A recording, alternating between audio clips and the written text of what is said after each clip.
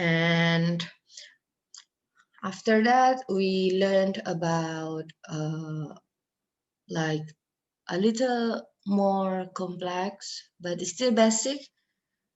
What I mean a little more complex is it's something a little bit out of you. It's no longer in your mouth, you know, even though you can still feel it. Like our last meeting material, we talk about what? Minggu lalu kita bicara tentang apa?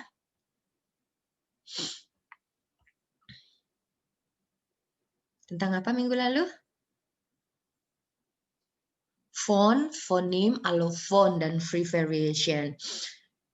Ini basically ketika kamu mengerti yang dasar tadi yang sudah kita meet-kan, maka pertemuan yang minggu lalu dan minggu ini itu harusnya tidak seberapa sulit karena logiknya walaupun tidak berhubungan secara langsung sungsung, tapi mereka tetap ada hubungannya. Terutama nanti kita akan belajar tentang rhyme, itu akan ada hubungannya dengan pronunciation dan phonological rule yang kita pelajari di awal semester. Kan? Jadi kita akan mengerti rhyming, pitch, kalau yang awalnya udah paham. Dan untuk materi hari ini, rhyming, prosody, and then what else we will learn today? Suprasegmental, right? And then phonotactic rule, prosody, and suprasegmental. Actually, when I check your PowerPoint, basically what we learned today is the theory that will be implemented in 5th semester, but I'm sure my students in 5th semester didn't realize they have implemented what they have learned for phonological class. Karena di semester 5 itu ada mata kuliah Introduction to Literature dan mata kuliah Creative Writing yang saya ampuh. Nah, di dua mata kuliah itu untuk Introduction to Literature, pengenalan sastra Inggris, mungkin mereka merasa, oh kita hanya berkutat pada sejarah, budaya, social cultural studies in England. Tapi sebenarnya kalau mereka mendalami lebih dalam lagi, maka mereka juga akan menjumpai yang akan kita pelajari hari ini di prosody, rhyme, pitch, tone, something like that. But in more implementative way. Karena yang hari ini akan kita pelajari itu more theoretically, and we try to implement the theory in our practice gitu ya, dan dalam skala yang lebih kecil. Nah, untuk mata kuliah creative writing kemarin kalau kan ada diumumkan itu lomba menulis puisi dan cerita pendek gitu ya. Nah, jadi ada banyak sekali puisi dan banyak yang tidak mematuhi rhyme. Karena mereka merasa kalau puisi itu hanya yang penting menyentuh hati. No, puisi itu bukan doa. Jadi nggak perlu nyentuh-nyentuh hati terlalu banyak. Tetap perlu menyentuh hati karena melalui makna. Tapi salah satu yang lebih penting dari sebuah puisi adalah penampakannya, bunyinya, bahasanya. Bagaimana baris-baris dalam puisi itu, walaupun kita tidak mengetahui artinya dan tidak menyentuh ke hati kita, ketika orang membacanya itu akan ada feeling kalau ini rhyme-nya bagus, ini pitch-nya bagus, ini iambic-nya bagus gitu ya. Kayak misalnya di bahasa Indonesia pantun. Ada pantun kayak gini.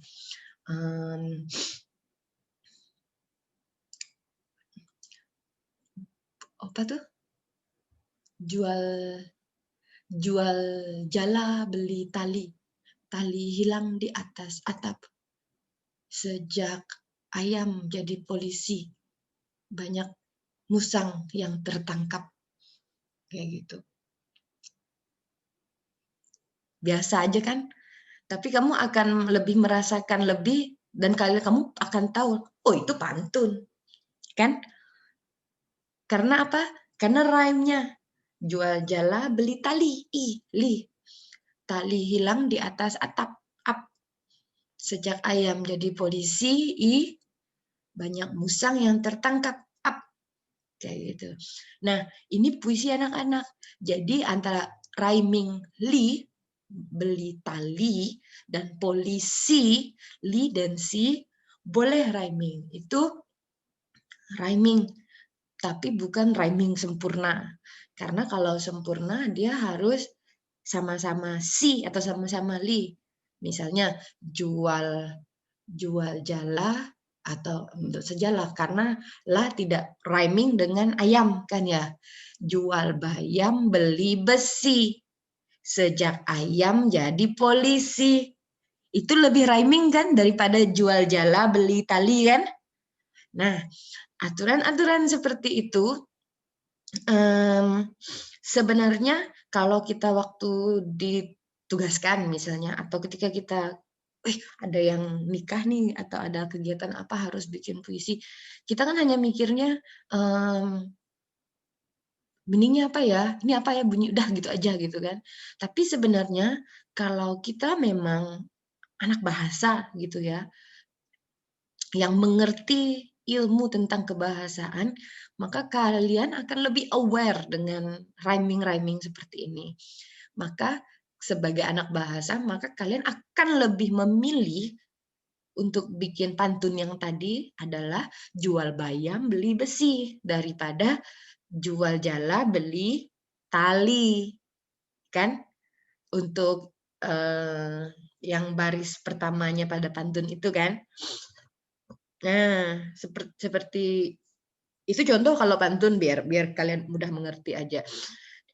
Nah, permasalahannya ketika dalam creative writing, banyak kakak-kakak tingkat kalian yang tidak ngeh kalau apa yang tertulis itu bukan apa yang di-pronunciation-kan. Misalnya, kata field. Apa field? Ladang, halaman, lapang, tanah lapang gitu ya, field. Tulisannya gimana? F-I-E-L-D gitu ya, field. Nah, mereka berpikir kalau field itu rhyming sama child. Bagaimana tulisan child? CHILD. Ya, kalau bahasa Indonesia rhyming nggak? Dari Kok bahasa tulisannya? Indonesia? Dari tulisannya. Kalau tulisannya rhyming, tapi bacanya enggak. Tulisannya rhyming kan? Nah, itu namanya rhyming penipuan. Nanti kalian akan ada melihat di materi kita juga. Dan walaupun itu boleh, tapi itu nggak bikin puisimu cantik gitu loh. Karena poem is not just about the feeling that come to your heart, but the rhyme that come to your ear, you know. Jadi misalnya the mother went to the field to give the food for the child. Waktu tertulis sih memang kayaknya rhyming. Cuma ketika puisi itu kan aim-nya kan untuk di-recite ya. Karena ketika orang mengaksesnya itu bukan hanya tulisannya aja. Dia tuh bukan lukisan. Puisi itu bukan lukisan yang ditempel di dinding dulu yang kamu hanya lihat. Karena ketika kamu lihat, kamu akan membaca. Ketika kamu membaca, kamu menghasilkan bunyi pronunciation. Nah, yang mau saya sampaikan adalah bahwa mata kuliah fonologi itu adalah mata kuliah linguistik yang sangat dasar, yang sebenarnya tidak susah dan sebenarnya sangat bermanfaat ke depannya kalau kalian mendalami ilmu kebahasaan. Dan ini kesempatan ini saya mau kasih kalian gambaran dulu deh, karena kalian masih semester 1 ya. Mungkin kemarin di matrikulasi juga ada dijelaskan tentang kebahasaan gitu ya. Yang kalian perlu ketahui dengan baik adalah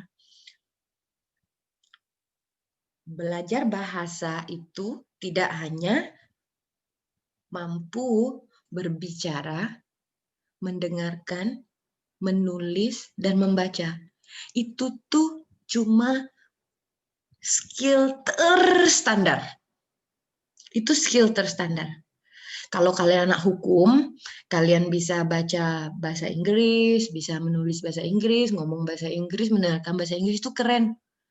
Karena keilmuan kalian hukum. Yang kalian perlukan cuma keterampilan berbahasa untuk diimplementasikan, untuk mengimplementasikan ilmu hukum atau ilmu pertanian atau ilmu apa. Tapi masalahnya kalian ini anak bahasa. Masa anak bahasa hanya bisa ngomong aja, nggak tahu ilmunya? Terus anak bahasa ilmunya apa? Nah, ilmunya anak bahasa itu adalah linguistik. Linguistik adalah a branch of knowledge, cabang ilmu, studying about language, yang mempelajari tentang bahasa. Bukan hanya keterampilannya, tetapi ilmunya. Ilmunya termasuk salah satunya fonologi. Fonologi adalah fonofon, oji ilmu tentang bunyi. Karena tadi kamu kan harus bisa mendengarkan, menyimak bukan mendengarkan. Mendengarkan tuh yang penting nggak tuli itu bisa mendengarkan gitu ya, tapi menyimak itu lain. Nah, jadi untuk mendengarkan itu ada keilmu, untuk menyimak itu ada keilmuannya. Bunyi itu harus gimana, kayak gitu. Inilah kita belajar. Nanti di semester depan kalian akan belajar lain lagi. Nggak akan belajar bunyi lagi, kalian akan belajar semantik. Semantik itu cabang ilmu linguistik yang mempelajari tentang meaning of the sentence. About meaning, not only sentence, but meaning, you know. Nah, di semantik ini kita belajar tentang makna. Nanti ada juga kalian akan belajar tentang morfologi. Dulu pas sekolah ada bagian biologi namanya morfologi. Logikanya sama.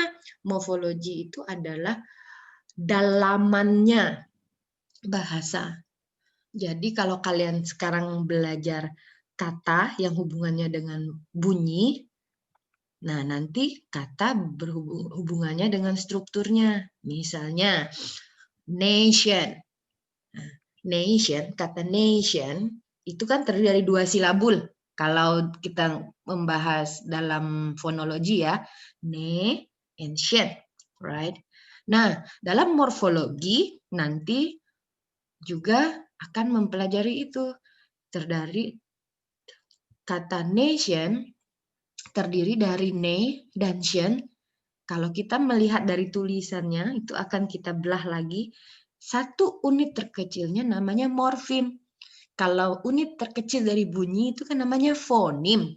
Unit terkecil dari kata berdasarkan struktur tulisan itu namanya morfem. Nah, morfem itu ada yang punya makna, ada yang enggak. Kayak gitu. Misalnya nation. Ne itu punya makna enggak? Enggak ada. Shen itu punya makna enggak? Enggak ada.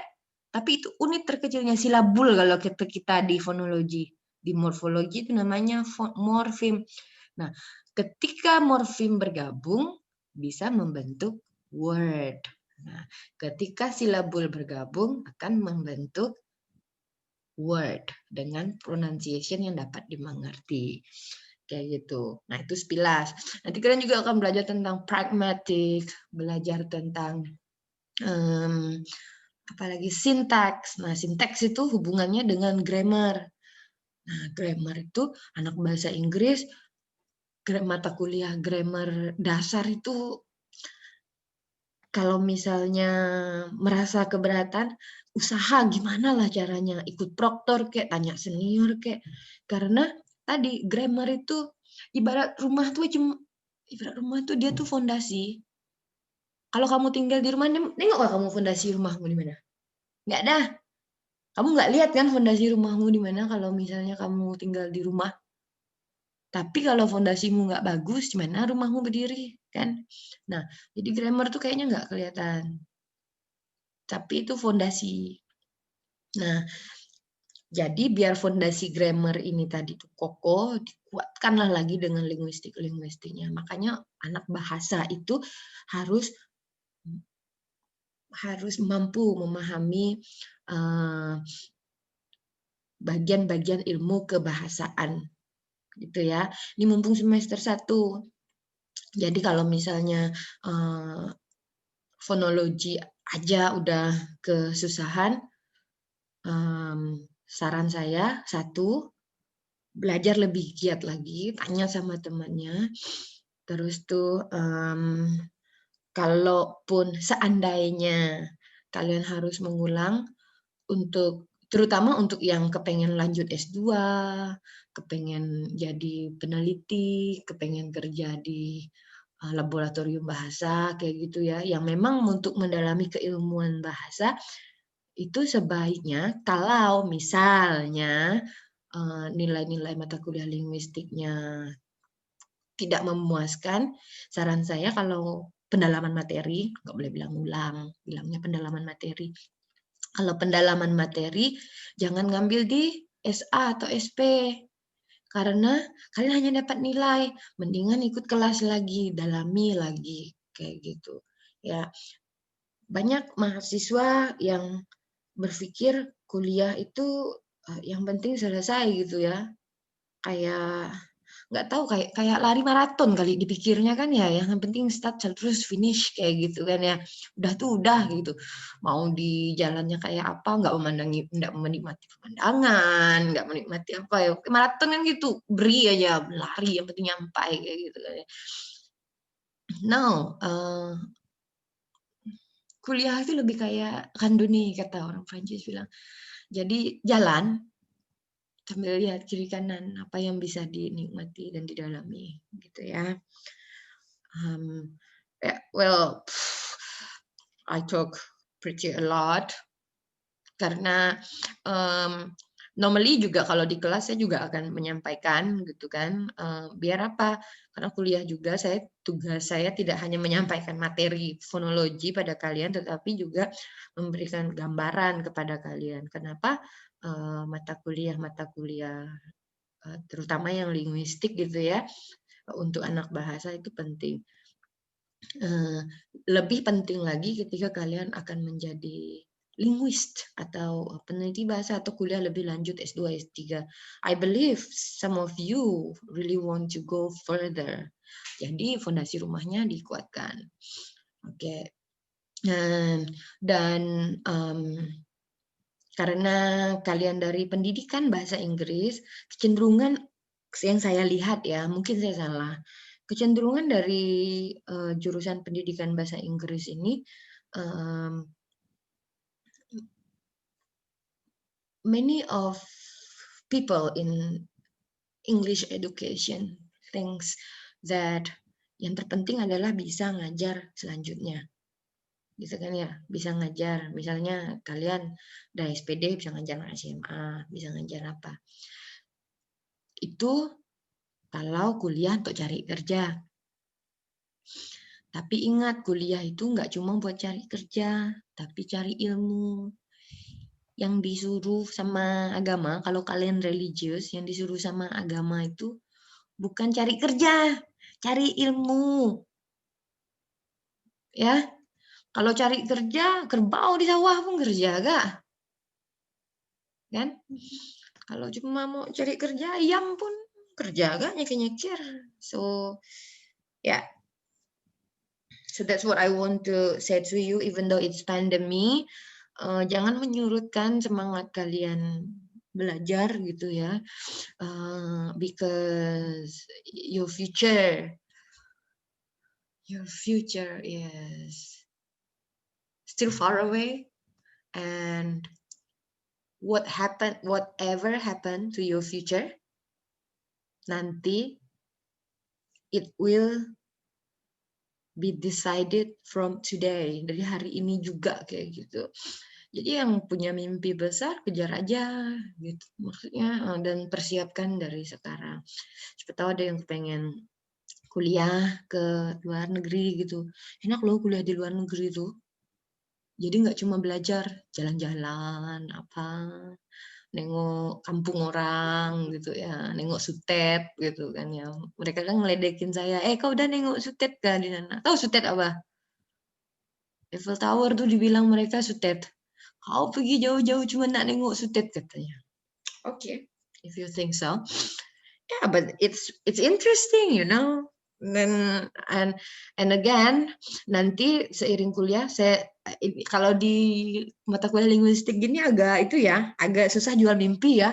Soalnya ini keilmuan gitu kan. Kalau di mata kuliah sastra itu yang saya senang tuh apa? Kan menceritakan tentang Inggris abad keberapa kayak gitu kan ya. Terus tuh I can tell them like you know waktu pertama Viking, kalau nonton Viking kan, kalau pertama Viking datang ke England itu mereka nyampenya di mana kayak gitu, dan kalian bisa lihat museumnya, peninggalan-peninggalannya kayak gitu, and you can go there kayak gitu. Atau misalnya, kalian baca Harry Potter kan, mau tau nggak kastilnya itu nyata kayak gitu, dan mau tahu kaki kalian tuh bisa nyampe di kastilnya dia, bukan hanya lewat TV kayak gitu. Atau misalnya Lord of the Ring kayak gitu, coba lihat Hobbit dan segala elfnya yang lain-lain gitu. Apa namanya tuh, Lord of the Ring itu kan novel, trilogi apa tetralogi yang ditulis 20 tahun oleh Tolkien, 20 tahun oleh Tolkien, dan difilmkan, dan settingnya di New Zealand. Kalian mau tahu kalau kaki kalian tuh bisa menginjakkan ke tempat di mana Hobbit berdiri waktu dibuat film Lord of the Ring. So, ya, untuk saya personally, yang kayak gitu-gitu tuh yang bikin saya semangat belajar, tuh enggak? Karena kalau misalnya, nanti saya mau jadi profesor, aduh kalau saya jadi profesor pala saya tambah pusing lagi kan ya, rambut saya tambah habis ya gitu. Tapi kalau pikiran tujuannya, nanti saya jalan-jalan ya gitu, wah semangat gitu ya, karena itu keindahan gitu kan. Kalau jadi profesor ya keren sih, keren hanya dilihat orang aja, prof gitu kan ya, nggak tahu deh kepala prof tuh udah mau konslet deh isinya kan ya. So that's what I think. So motivate yourself by little thing. Okay, just telling you, nanti tau nggak, ini waktu udah mau habis nih, saya ngobrol kayak gini. Maksud saya satu sesi Zoom itu udah mau habis, but it's okay. I hope it help you, to encourage yourself, jayo. Kalian tahu nggak kenapa saya sekolah? Saya dulu sekolah ke Jawa, ke Jogja. Tujuan saya cuma satu. Saya mau ngelihat Pulau Jawa. Mak saya bilang, kuliahlah di Pontianak, kan ada bahasa Inggris. Oh, di Pontianak tuh enggak ada sastra Inggris. Kalian pikir saya tahu sastra Inggris? Mak, nengok novel, saya enggak pernah mana ada novel di kampung. Baca novel, kena mana bapak saya? Apa baca barang enggak senonoh, katanya. Tapi ketika saya bilang saya mau kuliah sastra Inggris, saking enggak punya idenya orang tua ini sastra Inggrisnya belajar apa. Cuma keren aja karena bahasa Inggris. Jadi mereka bilang, oke, so kuliah sastra Inggris. Yang saya nggak punya ide. Yang saya tahu, pikir saya tuh saya belajar bahasa Inggris gitu. Karena at that time I believe my skill is pretty good. Skill. Bukan ilmu saya nol besar kayak gitu ya. Saya cuma punya skill aja. Nah, makanya tadi saya bilang skill itu fondasi. Jadi kalian ini skill itu sudah harus dimiliki, sudah harus dihasah tiap hari. Nah, makanya pergi kan. Nah, itu tujuan pertama pergi ke Jawa, mau nengok Pulau Jawa, mau nengok itu aja. Terus tuh sekolah, why sekolah? It's like my parent has some business which actually I can deal, you know. Kalau hanya sekedar mencari kerja gitu kan, hanya sekedar ngisi perut, running family business is good, right? Aman gitu.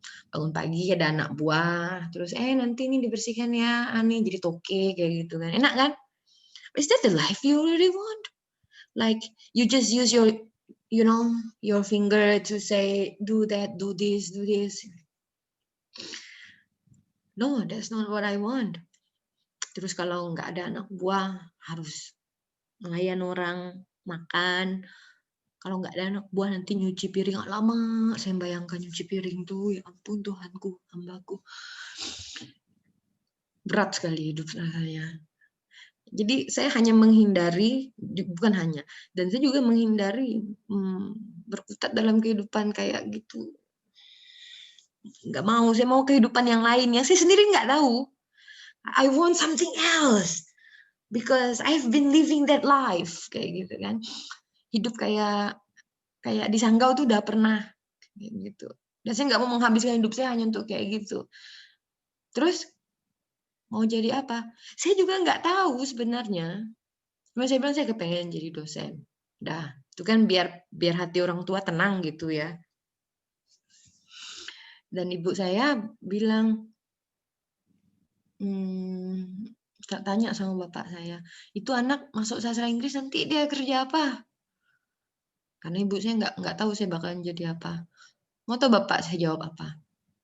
Dia tahu dia mau jadi apa. Karena bapak saya juga nggak tahu saya mau jadi apa. Dia tahu saya mau jadi apa. Oke. Yeah. I convince them a lot of opportunity kayak kerja di PBB, kerja di Departemen Luar Negeri, saya bisa jadi diplomat, jadi konsulat. Wah, banyak sekali muluk-muluk. Itulah yang kalian sebut-sebut itu kan nanti mau ngajar di sekolah internasional, mau jadi dosen di mana. Kayak gitu, udah pernah dah kayak gitu. But the reality later is different, you know. Well, I grab my opportunity jadi dosen. But that's it I want. Kalau mau jadi dosen mah nggak kesini lah, nggak ke Paris saya kan. Something else I want. Kayak gitu. So what ya. Yang mau inti dari semua ini adalah yang mau saya katakan ke kalian adalah jangan merasa puas dengan hidup kalian.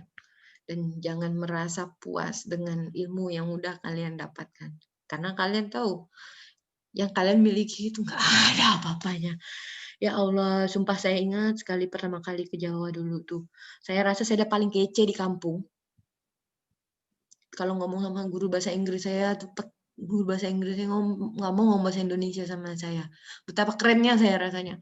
Ya Allah, datang ke Jogja saya rasanya seperti serpihan debu. Kayak retakan Borobudur yang udah nggak dipakai sama orang lagi. Sedih kali, saya nangis gitu ya. This is so hard. Kamu bayangkan diri kamu waktu di kampung merasa you already very good dan kamu masuk ke tempat orang lain dan kamu merasa kamu nggak ada apa-apanya. Itu baru kau sadar langit itu tinggi. But that's also the thing make you realize, you know, that you are nothing. And since that moment, I never think I'm somebody, you know. I still have a lot of things that I don't know and I need to know. I still have a lot of places that I don't know that I need to go. I still have a lot of books that I don't know and I need to read. Jadi harapannya kalian juga seperti itu untuk tidak puas dengan apa yang dimiliki sampai sekarang.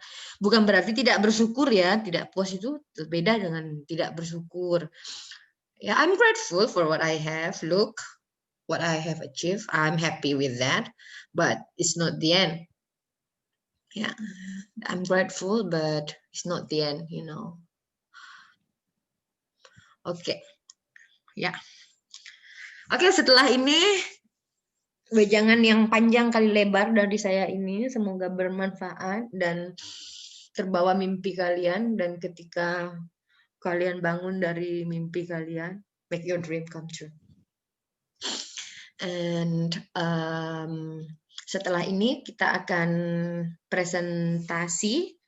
Ada beberapa dari kalian yang akan presentasi. Dan karena saya lihat di PowerPoint-nya agak ada yang beda-beda gitu kan. Apakah salah? Tidak. Tapi kita mau lihat dulu pemahaman kalian ketika membuat PowerPoint itu semana kayak gitu. Karena bisa jadi kan cuma ambil di Wikipedia, plop, ambil, plop, kayak gitu. Udah tanpa memahami keilmuannya. Nggak apa-apa, itu tahap awal. Sama, semua orang juga awalnya juga cuma ambil, plop, ambil, plop. Udah ambil, plop, baru dibaca, dipikirkan lagi, dipikirkan, dipelajari, dikonsultasikan sama gurunya. Makanya guru itu menjadi sangat penting. Dan saya sering bolak-balik bilang, jadi guru itu kayak berjalan di ini ya, siratal mustaqim gitu ya.